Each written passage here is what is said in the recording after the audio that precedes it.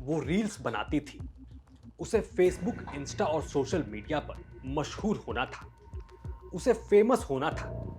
वो खुद को महादेव का भक्त बताती थी। उसके हजारों चाहने वाले थे और उसके लाखों सपने थे। लेकिन उसके सारे सपने और सारी हसरतें एक ही झटके में चकनाचूर हो गई और उसके सारे अरमान धरे के धरे रह गए।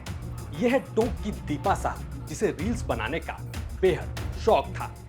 वैसे भी आज के वक्त हर कोई ये काम कर रहा है। जिसे देखो वो फेसबुक, इंस्टा पर रील्स में ही लगा हुआ है। लेकिन दीपा साहू कोई आम रील्स बनाने वाली नहीं थी, बल्कि उसके हजारों फॉलोअर्स थे, कई चाहने वाले थे।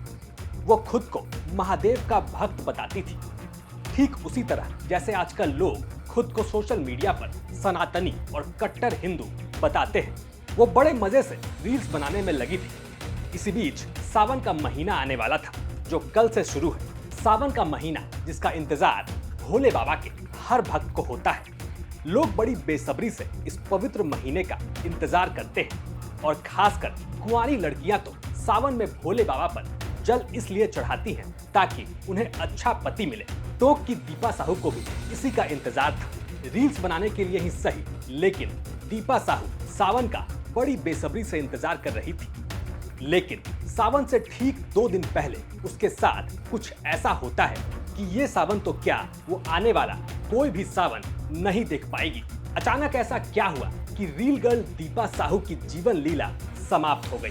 पूरे दिलो जान से सावन का इंतजार कर रही दीपा अब इस दुनिया में नहीं है और अब वो कभी भी रील्स नहीं बना पाएगी। लेकिन आखिर क्यों और कैसे? 14 जुलाई को दीपा ने महादेव के गाने के साथ ये रील पोस्ट की। 6 दिन बीत गए, दीपा रोज रील्स डालती रही। अब आया 20 जुलाई, शनिवार का दिन, यानी कल सुबह करीब 6 बजे वो अपने घर में गायों के लिए चारा काटने जाती है, इस बात से बिल्कुल बेखबर कि अगले चंद मिनटों में उसकी जान जाने वाली है कि तभी गाय के चारे में छिपकर बैठा एक कोबरा सांप निकलता है। सांप के नाम से ये बताने की जरूरत नहीं कि वो कितना खतरनाक होगा। इधर दीपा अकेली पूरे धुन में चारा काटे जा रही थी। इसके बाद जैसे ही वो चारा उठाकर गायों को देने जाती है, उसके हाथ पर ये कोबरा सांप जोर का डंक मार देता है। जी हाँ, ये किंग कोबरा जो अब खुद मर चुका है, उसने रील गर्ल दीपा साहू को डस लिया। दीपा जोर से चिल्लाती है। चीख सुनकर आसपास के लोग आते हैं और कोबरा को वहीं कुचलकर मार देते हैं।